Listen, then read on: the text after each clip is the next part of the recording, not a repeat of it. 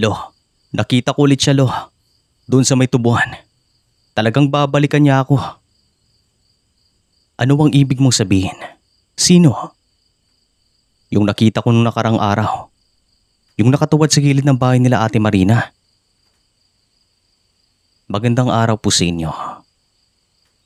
Itong karanasang ito ay nangyari taong 1985 sa isang baryo na matatagpuan sa Iloilo. Nitong mga panahong ito, ako ay nasa 12 anyos pa lamang. Nakatira ako sa bahay ng aking lolo sapagkat kinakailangan niya ng kasama. Matanda na ito at may mga gamot na iniinom. Kailangan niya ng alalay sa araw-araw. Isang takip silim.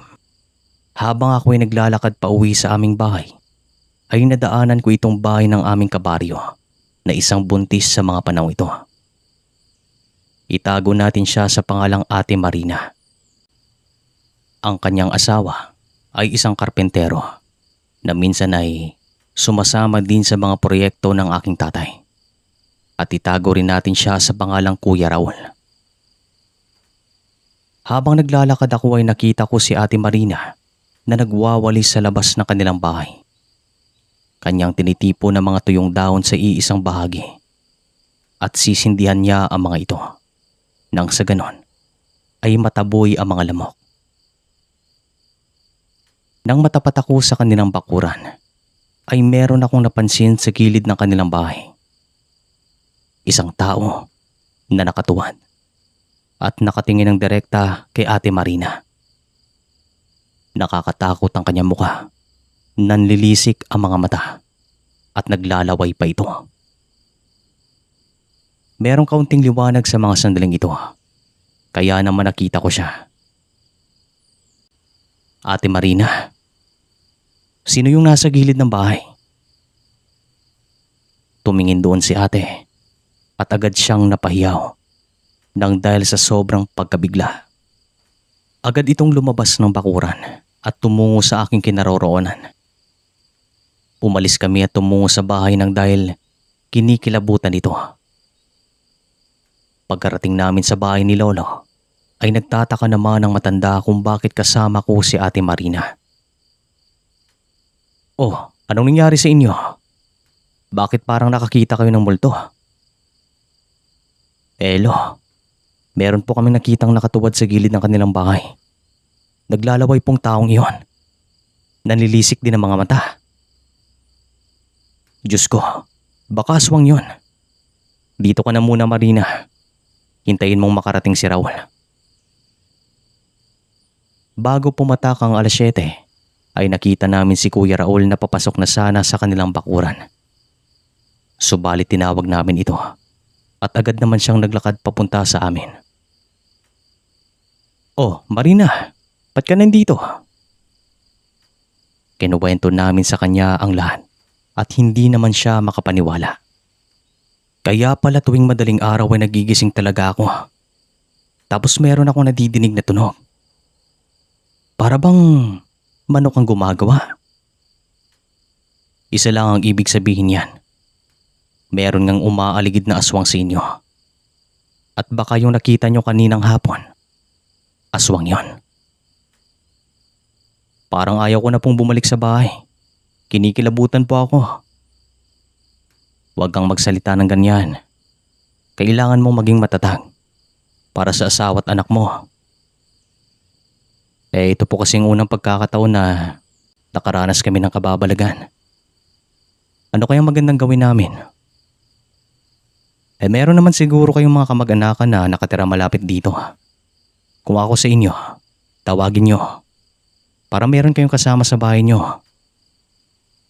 Sige po, maraming salamat po. Pwede mo ba kaming samahan, iyo? Sige kuya. Magdala na lang tayo ng itak at lampara. Sagot ko naman. Hindi naman ako nagdalawang isip na samahan ng mag-asawa nang dahil gusto ko ring makatulong sa mga ito. At nang makarating kami sa karatig bayan, ay agad kaming tumungo sa purok ng mga pinsan ni Kuya Raul. Sa purok na ito ay dito siya lumaki at nagkaroon ng muwang.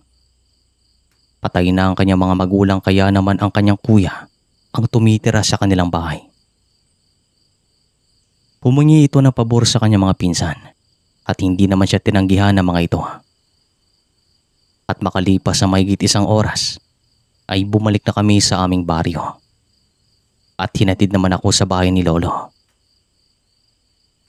Grabe yun, Lo. Kung nakita mo lang nilalang na iyon, sigurado mapapasigaw ka. Nakakatakot kasing itsura. Tao po siya pero makikita mo talaga na merong mali sa kanya.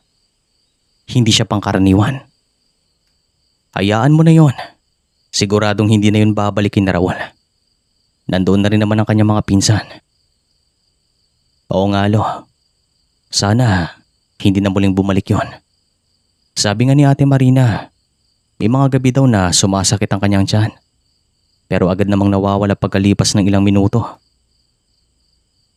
Sigurado akong aswang inyong nakita ni Marina. Sigurado ako. Bandang 8:00 ay pumasok na ako sa aking silid upang matulog. At makalipas sa mahigit kalating oras ay nakatulog ako nang hindi ko namalayan. Nagkaroon po ako ng kakaibang panaginip. At nakita ko naman ang taong nakatuwad sa gilid ng bahay nila Ate Marina. Siya po ang aking napanaginipan. Hindi ko alam kung paano niya nagawang pumasok sa aking panaginip. Alam ko ng ilan sa inyo ay nakaranas din na managinip na parang totoo. Pakialamero kang hayop ka. Papatayin kita. Bigla niya akong sinakal. Hanggang sa unti-unti daw akong naubusan ng hininga. Dumilim ang paligid at wala na akong makita. Ang huling narinig ko ay ang boses ng aking lolo na tinatawag ang aking pangalan. Iho! Iho! Gumising ka! Bandang 2:00 ng madaling araw ay nagising ako at nakita ko si Lolo na nasa harapan ko. Nag-aalala at para bang natataranta. Anong nangyari, Lo? Bakit po kayo natataranta? Binabangungot ka. Narinig ko na hinahabol mo ang iyong hininga. Sumisigaw ka pa, kaya ako nagising. Pinuntahan kita dito. Para kang sinasapian. Parang aatakihin ako sa puso. Napanaginipan ko siya, Lo. Sabi niya papatayin niya ako. Magdasal na lang tayo. Halika, lumapit ka dito. Nagdasal po kami ng taimtim. Nang sa ganun ay mabigyan kami ng proteksyon ng kataas-taasan. Hindi na rin kami natulog at hinintay na lamang namin na sumikat ang araw. At magmula nun ay hindi ko na siya nakita sa aking panaginip at naging tahimik ang bawat gabing nagdaan. Subalit makalipas ang 1 buwan, isang madaling araw bandang 5:00 ay inutusan ako ni Lolo na bumili ng tinapay sa bayan. Hindi naman ako nagdalawang isip at kampante na rin ako sa mga panahong ito. Nang dahil wala na akong naririnig na karanasan mula kina Ate Marina at Kuya Raul. Hindi ko na rin napanaginipan ang lalaking nakita ko sa gilid ng kanilang bahay. Para sa akin ay isa lamang itong tipikal na umaga. Habang naglalakad ako sa gitna ng tubuhan, ay narinig ko na parang may mga yabag sa loob. Patingin-tingin ako sa bahagi na yon. Subalit hindi ko siya makita ng dahil medyo madilim pa sa mga sandaling ito. Maliban dito, yung mga tubo ay matataas na at malapit na ring anihin. Binilisan ko ang aking paglalakad. Subalit, walang ano-ano ay meron akong nakita.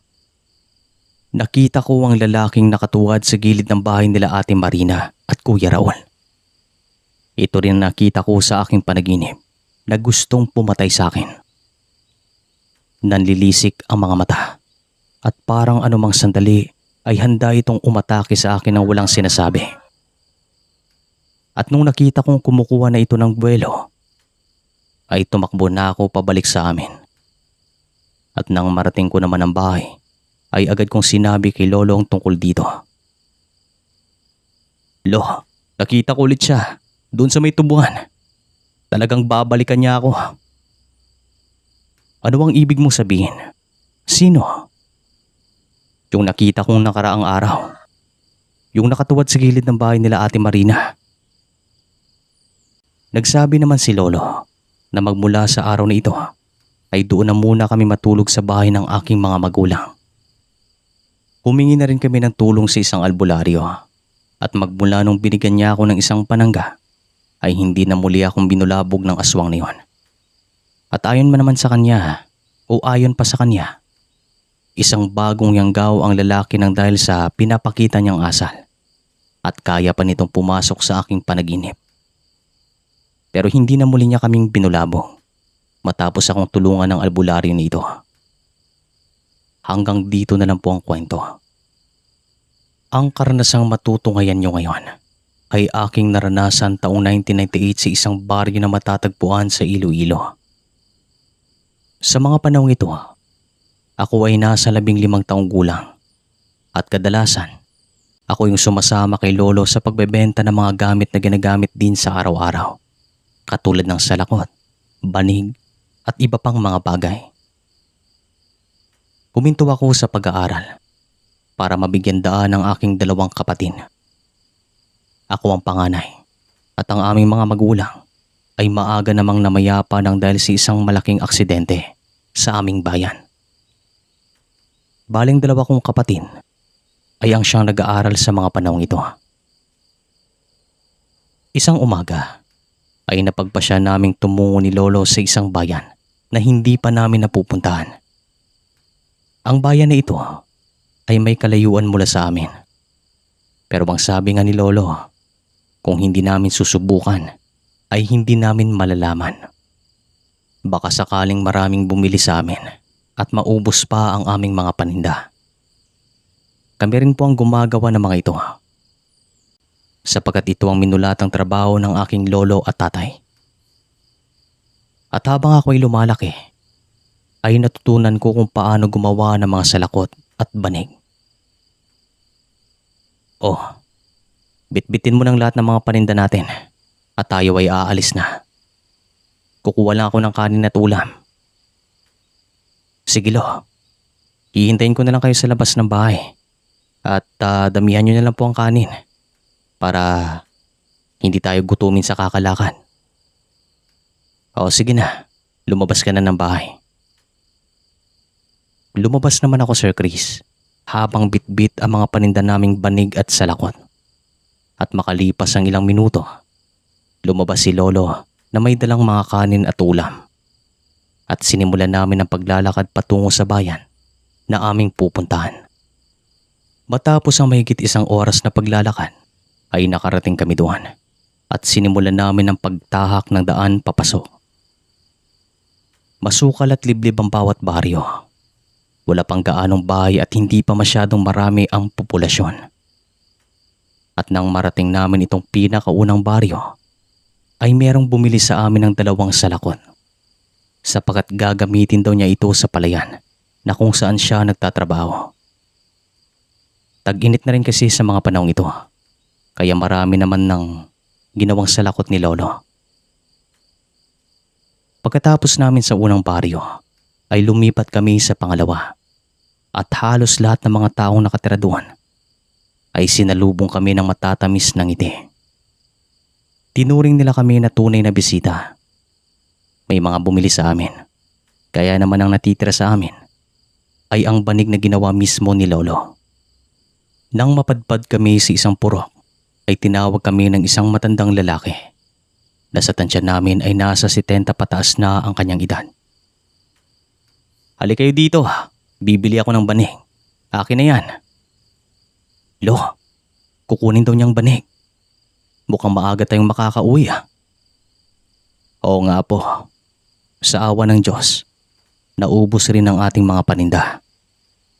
Mamaya, gagawa ulit tayo ng mga salakot. Lumapit kami sa matandang lalaki at pinapasok rin niya kami sa loob ng kanyang bakuran. Pagkapasok pa lang namin, ay agad naming naamoy ni Lolo ang malansa at mabahong amoy. Hindi namin alam kung saan ang gagaling. Kaya naman labis ang aming pagtataka. Napapailing kami at gusto man naming takpan ang aming mga ilong. Subalit hindi namin ginawa nang dahil nahihiya din naman kami. Bibilin ko na yan. Magkano to? Tanong ng matanda sabay bunot ng kanyang pitaka. At agad namang sinabi ni Lolo ang presyo ng banig na ito. Mukhang pagod kayong dalawa. Gusto niyo ba munang mananghalian dito? Kakatapos ko lang magluto ng ulam. Kung ayaw niyo, tubig na lang. Ako, tamang-tama po. Gutom na rin po kami ni Lolo. Malayo pa yung bayan mula dito. Kung bukal sa puso ang alok mo, sige, dito na kami manananghalian. Ngumiti ang matandang lalaki at pinaupo niya kami sa tapat ng isang mesa na nasa labas lang ng kanilang bahay. Subalit ang masangsang na amoy ay hindi pa rin nawawala sa mga sandaling ito. Nakakapanlumo. Pero ganito ang pag-uugali namin sa harap ng aming mamimili. Hindi kami nagrereklamo. Pumasok ang matanda sa loob ng kanyang bahay para kumuha ng mga ulam. At makalipas ang ilang sandali, ay lumabas ito na merong dalang malaking pinggan na may mga lamang ulam. Kung hindi man masarap ang aking pagkakaluto, pagpasensyahan nyo na. Naku po, sa itsura pa nga lang mukhang masarap na. Naku, mapaparami ako nito ng kain. Ano ba yung dala niyong ulam? Mga tuyo po. Nagtitipid po kasi kami. Yung dalawang kapatid ko nag-aaral. O siya, kumain na kayo. Huwag na kayong mahiya.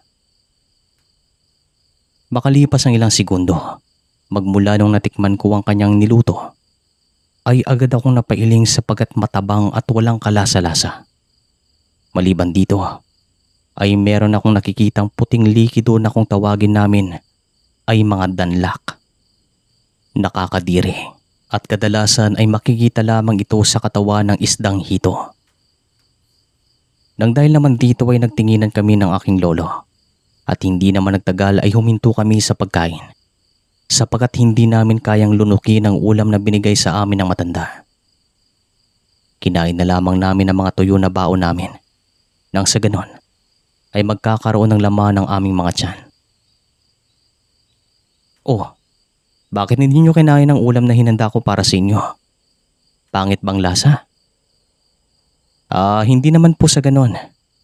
Nakasanayan lang kasi namin na tuyong isda ang aming ulam sa araw-araw. At kapag nakaluwag-luwag, manok po. Hindi po kami masyadong kumakain ng karne. Ganun ba?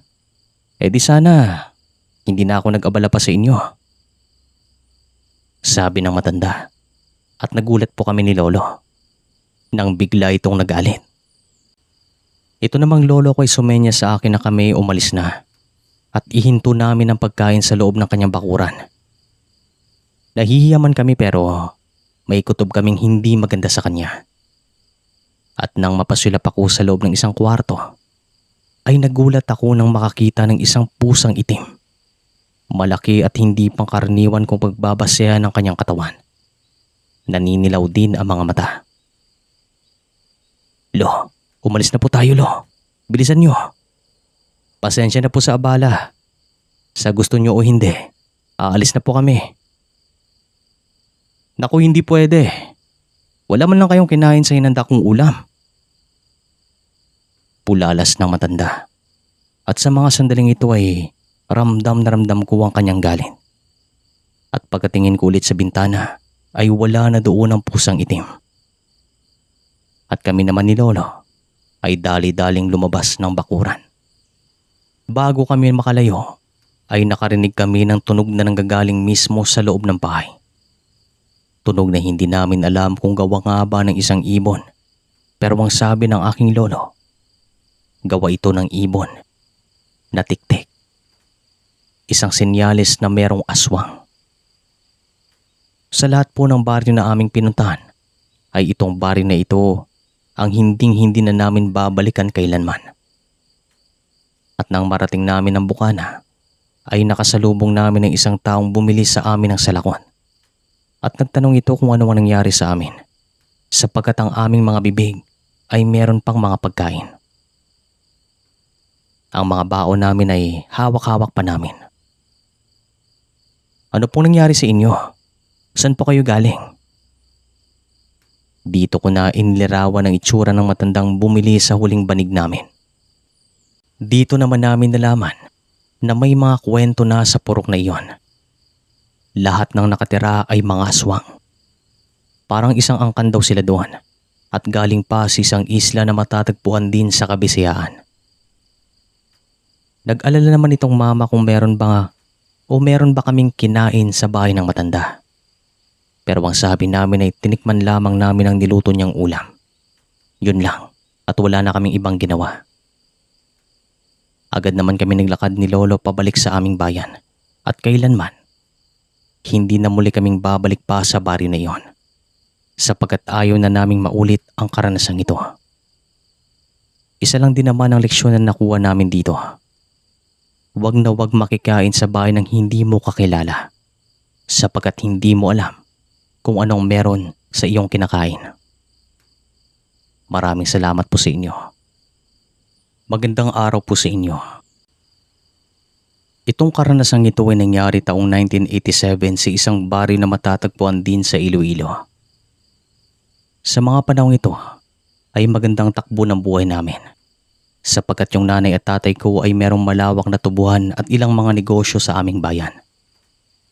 Subalit naglaho ang lahat ng ito nang dahil lang sa pagsusugal ng aking tatay.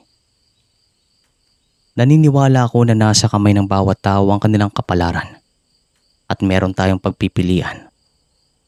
Nasa sa atin na yan kung ano man ang ating pipiliin. Ang maipapayo ko lang po sa inyo ay huwag na huwag niyong subukang magsugal. Kahit milyonaryo ay nagiging mahirap ng dahil dito. Maraming salamat po sa pagkakataon na ito at sisimulan ko na ang aking kwento. Masaya at payak ang buhay namin sa bahay. Maraming tumitingala sa aking mga magulang, lalong-lalo na kay Lolo, sapagkat isa itong kilalang negosyante sa aming bayan. Minana lamang ni tatay ang lahat nung pumanaw ito. Hindi kami nagugutuman at sa katunayan bata pa lamang ako ay malaki na ang baon ko sa eskwelahan. Pero hindi ko po ito sinasayang. Yung mga natitira ay aking iniipon. Hanggang sa dumating itong panahon na palagi nang ginagabi ng uwi si tatay. Palagi itong amoy alak at dumating sa punto na palagi na silang nag-aaway ng aking nanay. Halos gabi-gabi ay ganito bang aming naging sitwasyon. Hanggang sa yung mga alas at ilang mga mamahaling gamit namin ay unti-unti nang nawawala. May mga pagkakataon pa na ako yung napagkakamalan ni nanay na kumukuha. Makikita ko na kahit papaano ay malaking tiwala ni nanay kay tatay. Labis naman ako nasasaktan sa mga panahong ito, lalo pat wala na si lolo at lola para gumabay sa amin. Yung ilang kamag-anakan namin ay nasa malayong lugar, kaya naman wala agad kaming malapitan o mahinga ng tulong, kahit man lang sa pag-abiso kay tatay. Hanggang sa isang gabi, bandang alas 11, ay katok ng katok si tatay sa pinto ng bahay. Subalit hindi ito binuksan ni nanay. Narinig ko naman ang hagulgol ng aking ina sa kabilang kwarto at ramdam kong pagod na ito sa ginagawa ng aming tatay.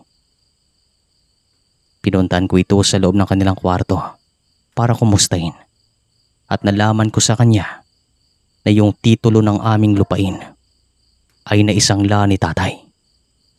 Mahigit kalahating oras na kumakatok si tatay hanggang sa tinadyakan niya ang pinto at nabuksan niya ito. Agad itong tumungo sa ikalawang palapag na kung saan kami naroroon ng aking ina at pumasok ito sa loob ng kwarto. Bakit hindi mo ako binubuksan? Ha? Wala kang kwenta dito. Tay, tama na po. Lasing lang po kayo.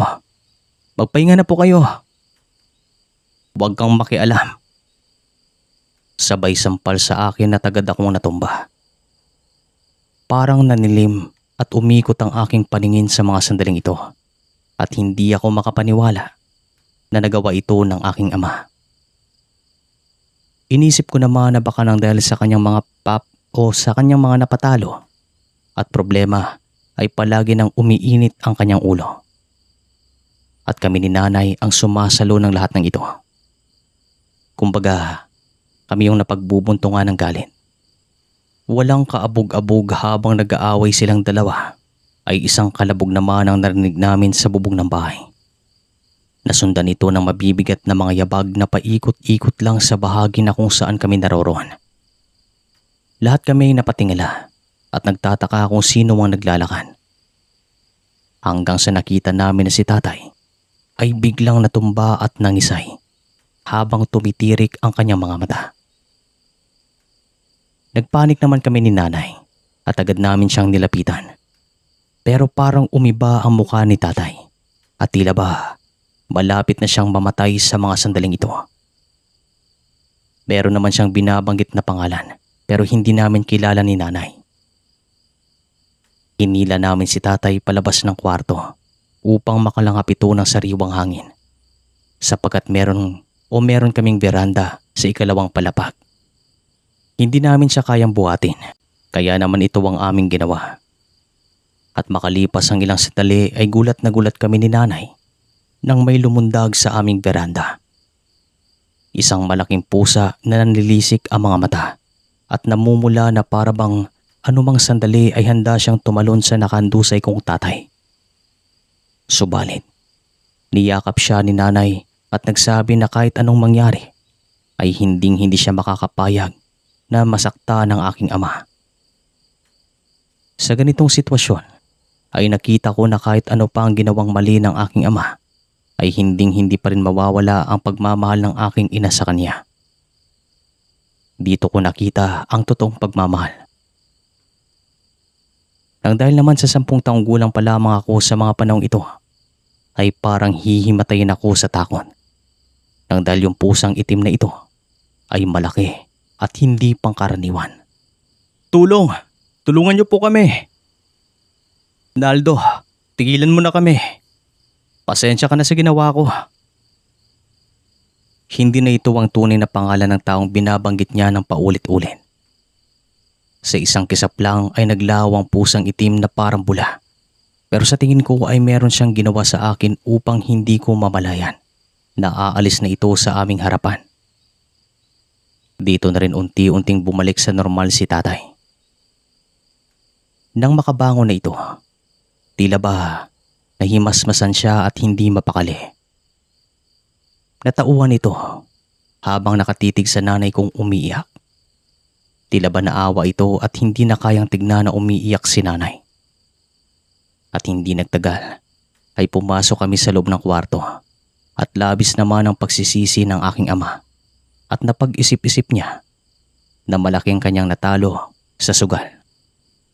Maliban sa mga pera at alahas ay kanyang naisangla ang aming lupain at hindi niya alam kung paano niya babawiin ang lahat ng mga ito.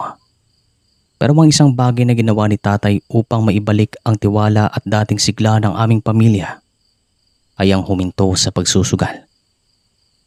Huminto ito at magmula sa gabing ito ay hindi na muli siyang umulit.